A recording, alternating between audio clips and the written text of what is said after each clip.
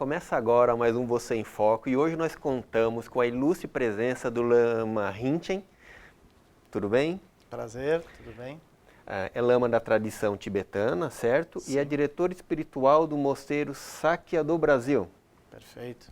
Prazer em recebê-lo aqui conosco em nossos estúdios. Igualmente, prazer estar aqui.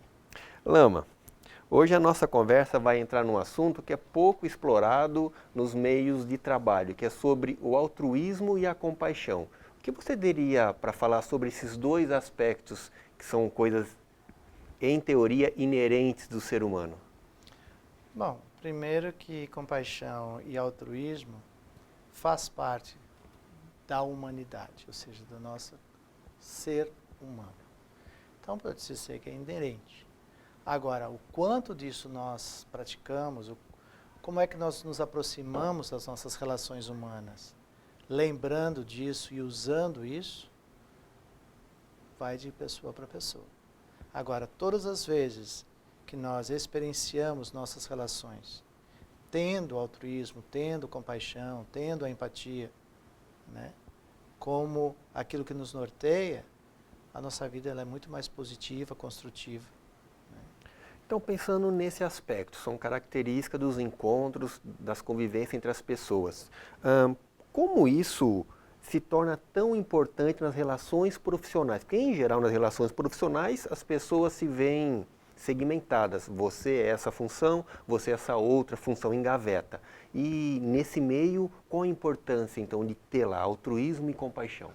Olha, eu acho que tem uma coisa extremamente importante de ser trazido aqui, que é o seguinte: quando as pessoas estão focadas no seu desenvolvimento profissional ou na sua função, ele esquece da interdependência.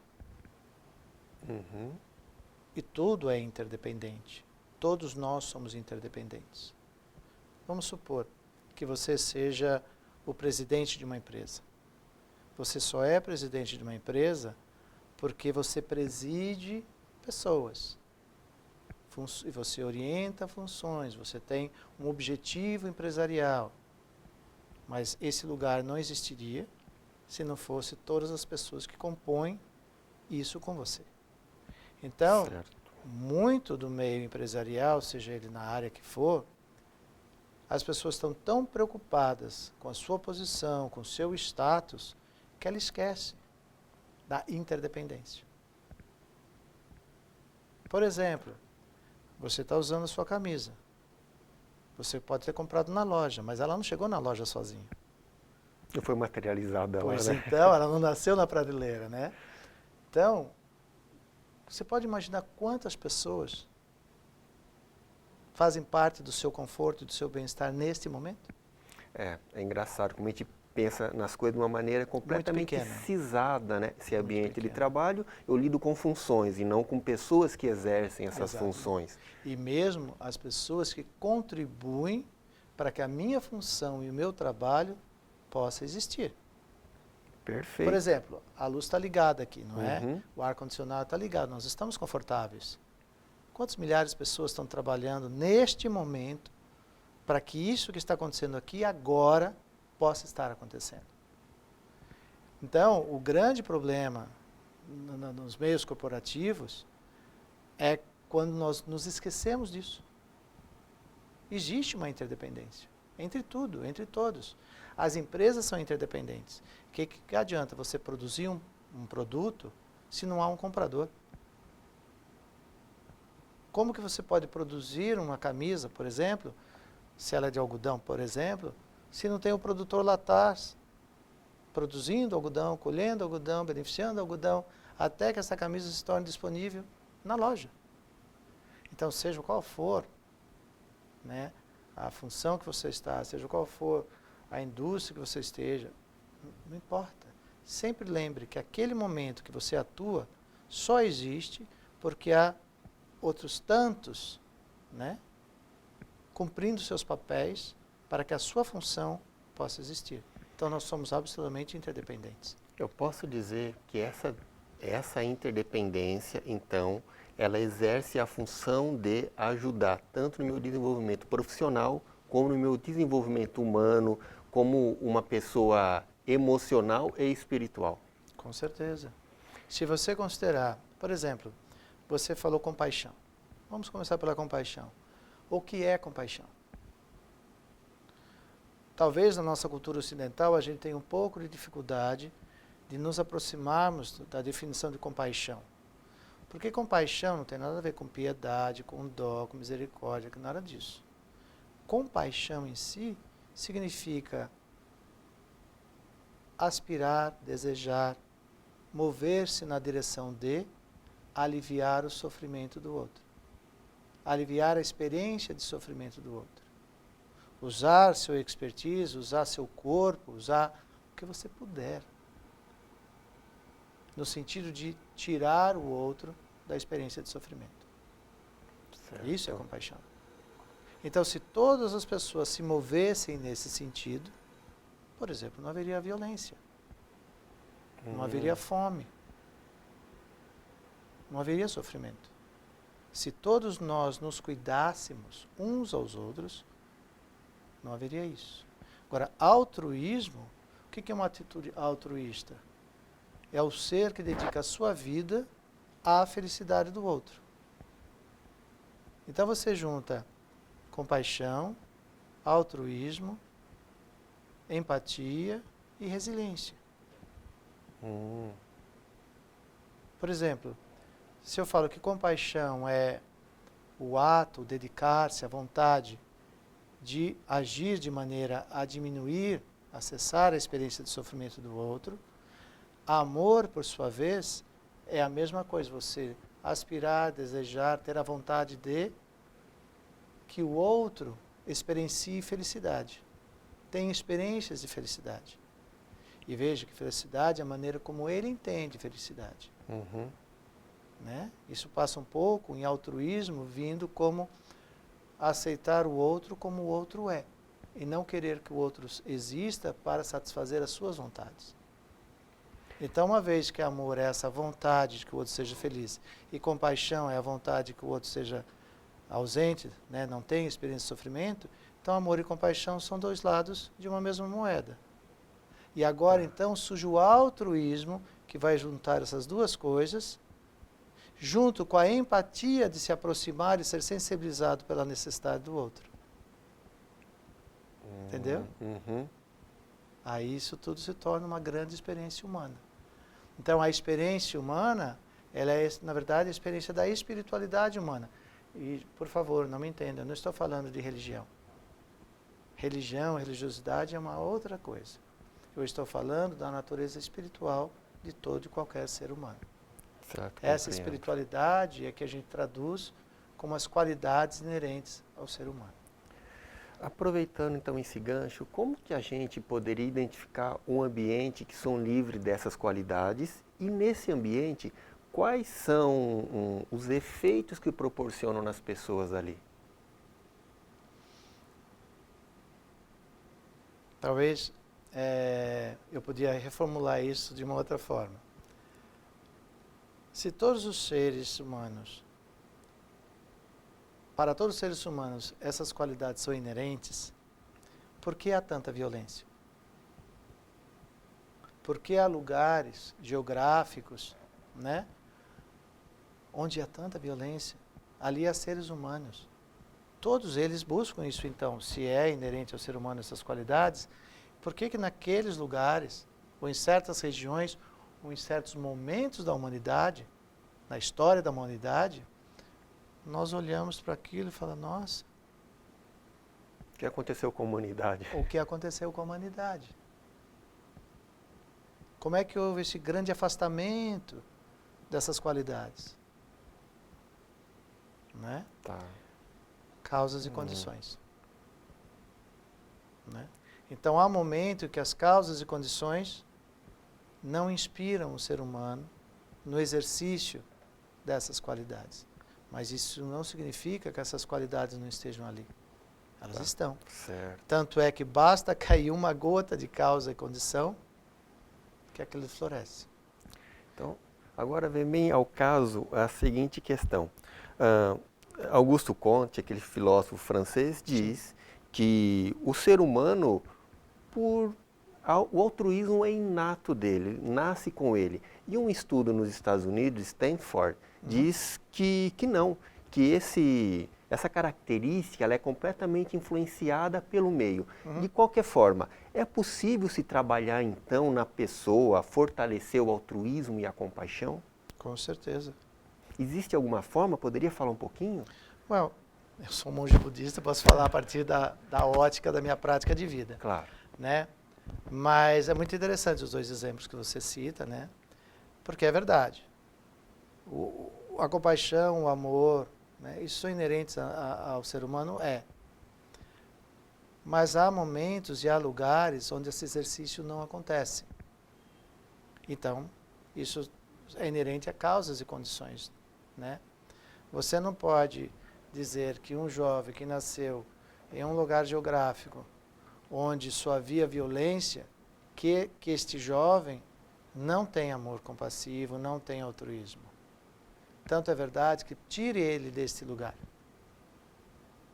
e coloque num outro lugar, onde as práticas de vida que norteiam este lugar sejam inspiradas nisso. Floresce. Né? Então eu tenho tido várias experiências disso. Né, de mover uma pessoa de um lugar para o outro. E deixar que ele experiencie suas qualidades. Só seja um facilitador. Não imponha. Você tem que ser bom, você tem que ser generoso. Não. Deixe que as causas e condições norteiem aquilo. Eu tenho apenas que dar condições para essa pessoa fortalecer essas ferramentas. Por isso que eu digo, a gente tem que ser um facilitador.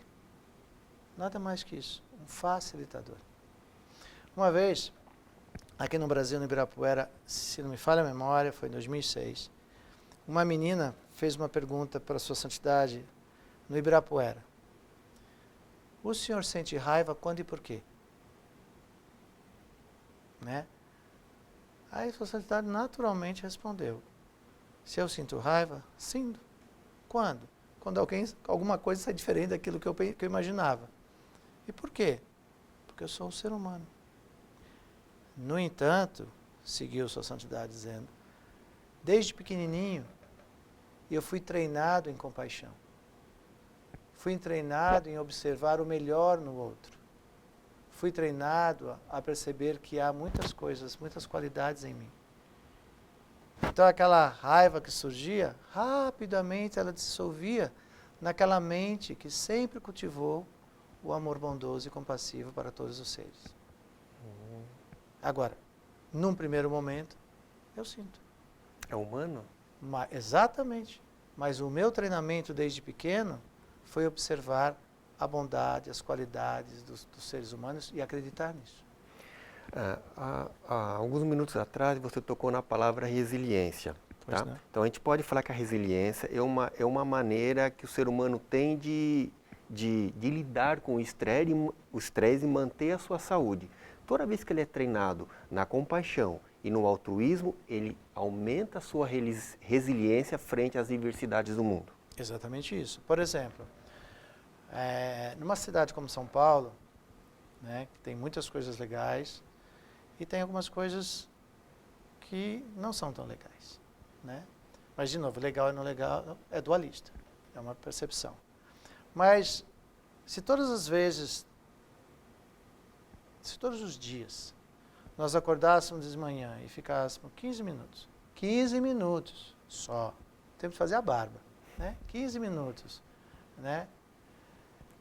Respirando e trazendo minha mente, minha atenção para este momento presente. Observar qual é o meio ambiente da minha mente e o que há neste meio, neste momento. E se eu observo que nesse momento há angústia, algum tipo de aflição, algum medo, né? Eu contemplo isso. E respiro e deixo que isso vá se dissolvendo e ao mesmo tempo eu me lembro das minhas qualidades. Certo. Ao fazer isso, eu descubro que há um espaço enorme dentro de mim. Ou seja, eu saio daquele estreito, né, onde a água passa violenta, com muita velocidade, e deixo que ele se torne um lago. onde essa água agora se acalma, eu consigo ver o fundo, o reflexo. Ou seja, isso é resiliência. É quando eu percebo e habito esse espaço interior. Então, quando algo vem como um bambu, né? Vai, dá volta, né? Mas a raiz está aqui, no momento presente. Agora, se eu mantenho rígido, eu quebro. Vai quebrar. Né?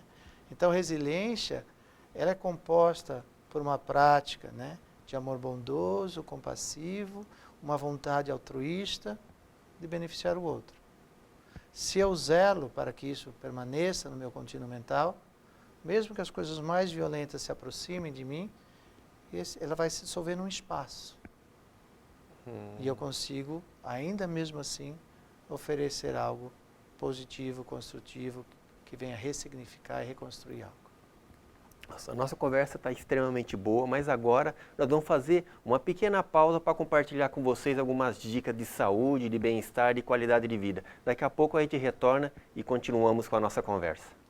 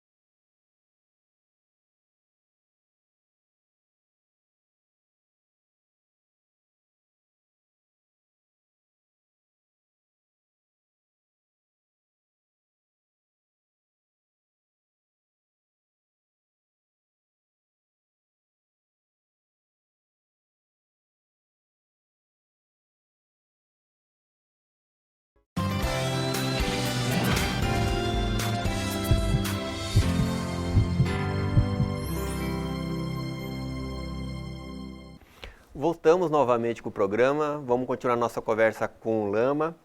Temos muito ainda que conversar e o tempo é curto, né? Bom, eu gostaria de te perguntar agora se existe algum limite para o altruísmo. Porque às vezes as pessoas confundem uma pessoa extremamente solícita, uma pessoa que se preocupa com o outro, uma pessoa que sempre quer ajudar, como tendo algum interesse por trás. O que é possível falar sobre isso ou como lidar quando isso acontece? A gente quer ajudar, principalmente quando a gente vai ajudar alguém e aquilo não faz parte das nossas atribuições. Em geral, as pessoas nos olham como ou está puxando o saco ou é um capacho, vai sempre atrás dos outros. Olha, eu costumo pensar assim. Qual é a motivação que leva um ser aí do ponto A para o ponto B? Eu acho que o exercício de avaliar, né, como eu citei antes, se você todos os dias quando acorda fica 15 minutos nesse silêncio interior, você também tem a oportunidade de olhar para a sua motivação. Qual a motivação? Né? De ir a um encontro, de falar alguma coisa a alguém. Qual a motivação e a intenção atrás disso? Isso é que norteia a parte da sua pergunta. Agora, altruísmo também, ele não pode ser um altruísmo desenfreado. Tá. E eu gosto sempre de pensar na educação dos filhos. Por mais que os pais amem seus filhos, há momentos que você tem que ser um pouquinho mais pontual com certas coisas. Então, amar seu filho não significa dar a ele tudo em exagero. Você oferece ao seu filho as coisas de maneira que permita com que ele vá amadurecendo no seu crescimento. Que ele vá exercitando a responsabilidade, que ele vá exercitando uma coisa que é muito rara hoje em dia, a apreciação. O apreço pelo aquilo que meu pai faz por mim, que meus pais fazem por mim. O apreço por um amigo que me ajuda. Porque senão, esse altruísmo desvairado, ele vai transformar você numa pessoa que não tem apreço e nem traz para si a responsabilidade sobre aquilo que alguém fez por você. O que nós chamamos de uma consciência que retribui. Então, por exemplo, vamos supor que sua mãe foi uma pessoa extremamente humilde, que trabalhou muito para que você pudesse se formar e tal. E hoje você é um diretor-geral, diretor executivo de uma empresa. E a sua mãe hoje está começando a desenvolver Alzheimer. A reflexão é, quando sua mãe se viu grávida, ela tinha duas opções. Mas ela optou por continuar a gestação. Quanto que ela não renunciou nesse momento? Quando você nasceu, quanto ela não continuou a renunciar para cuidar de você? Ao longo de toda a sua vida, até que você pôde cuidar de si. Só que, agora volta de novo o quê? A interdependência agora coloca você no local onde ela estava. Você fará as mesmas renúncias para vir a cuidar dela? Então, isso que nós chamamos de retribuição. Tá. Uma profunda reflexão. E aí volta de novo tudo.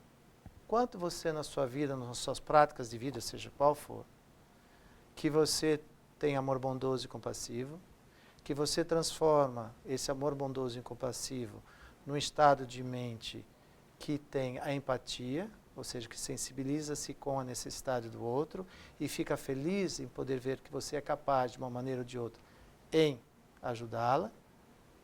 E a partir disso, dessa experiência, você constrói altruísmo. E a partir desse altruísmo, a primeira coisa que você vai se recordar é da interdependência e da retribuição.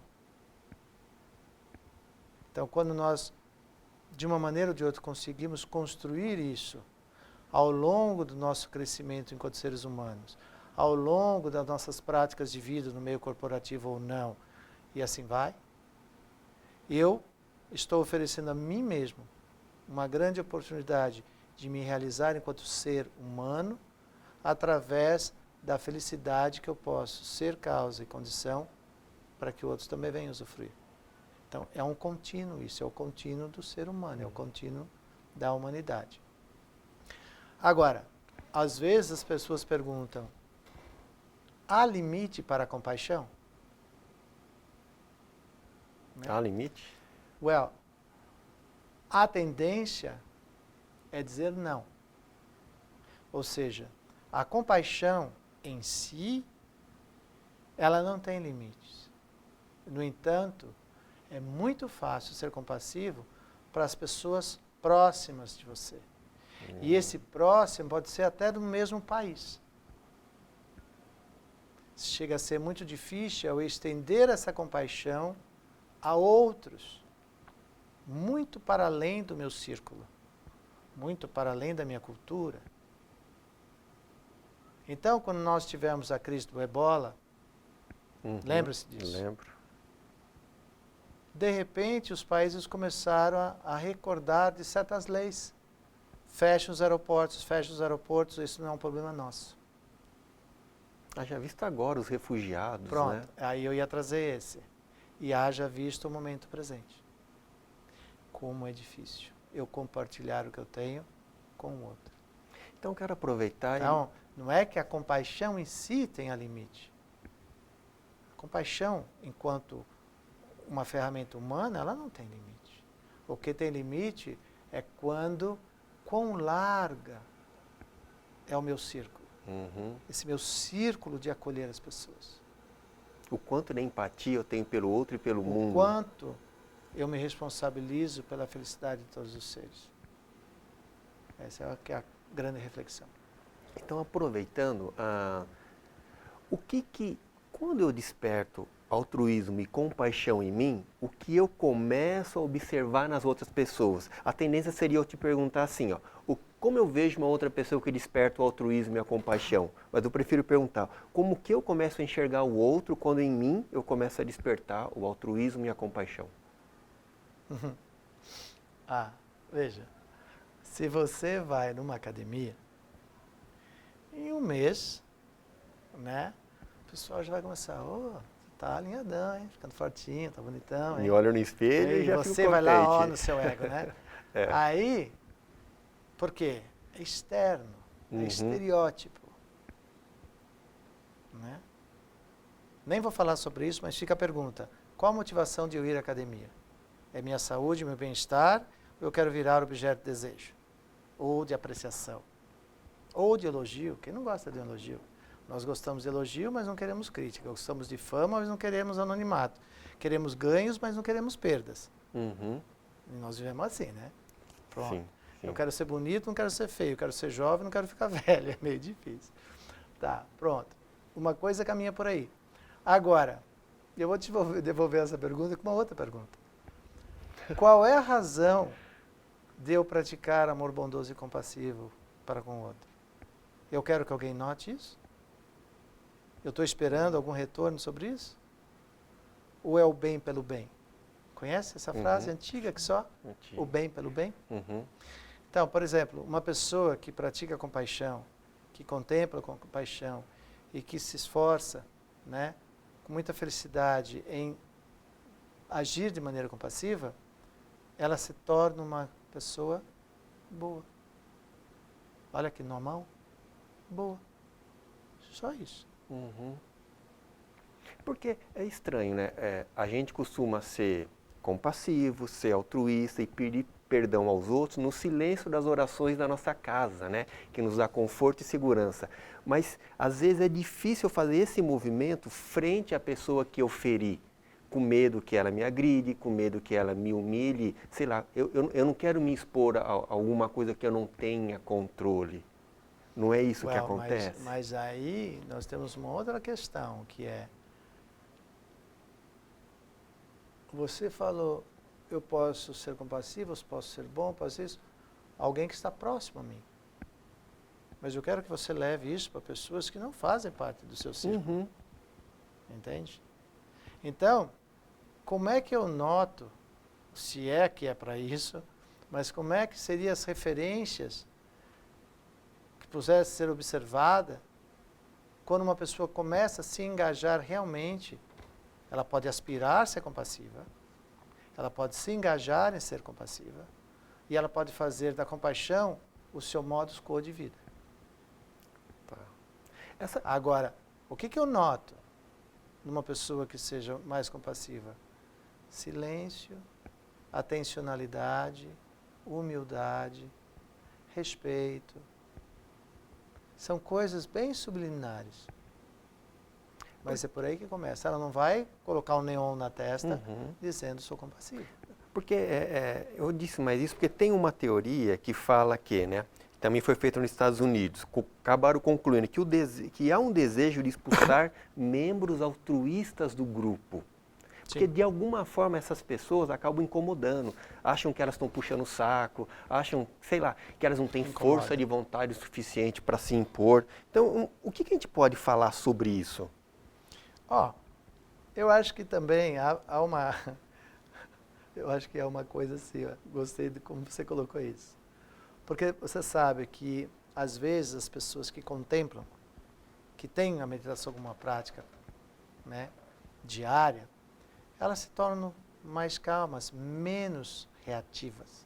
Elas são proativas, no entanto, menos reativas, entende? Tem uma diferença nessa postura.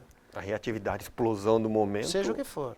A proatividade é uma coisa elaborada, que eu percebo que há necessidade de algo e eu não preciso ser mandado a fazer. Se eu estou vendo uma pessoa passando fome, ninguém precisa mandar eu ir lá cuidar dessa pessoa. Entende? Entendo. É uma coisa que surge naturalmente. Às vezes as pessoas acham que uma pessoa que é mais calma, que observa mais, que tem intervenções pontuais, porém muito bem elaboradas, proativas, às vezes eles falam que as pessoas que contemplam, dito popular, se tornam apáticas. Essa é uma observação. Outra observação é, às vezes você fala assim, né, muito emocional, ai, minha mãe morreu. E você espera que eu entre nesse cenário. Como? Well, não cabe, né? Para morrer basta estar vivo. E outra, nós nascemos com data de fabricação, não tem data de vencimento. Então, minha mãe falava, né? Para morrer basta estar vivo. Mas isso não implica que eu tenha profundo respeito e que eu não seja empático pela sua dor. Concordo. Agora, se você tem a expectativa que eu seja overreacting, né? Que eu tenha uma reação exacerbada? exacerbada sobre o que você está trazendo, não cabe. Entende? Ah, passei no vestibular. Que legal. Só Parabéns. isso? Que legal. Eu reconheço que você se esforçou tanto para isso. Estou muito feliz por você. A pessoa fica meio chocada, porque... Entende? Então, nós temos expectativas e antecipamos reações das pessoas. E não cabe nisso. Certo. Bom, nosso tempo está Tá chegando ao acabando. fim, mas só que eu gostaria de lhe fazer uma pergunta que os nossos telespectadores, quem está nos assistindo, enviou. Como que eu consigo trabalhar, inserir essas características, essas qualidades, altruísmo e compaixão no ambiente de trabalho? Tem alguma dica, alguma fórmula?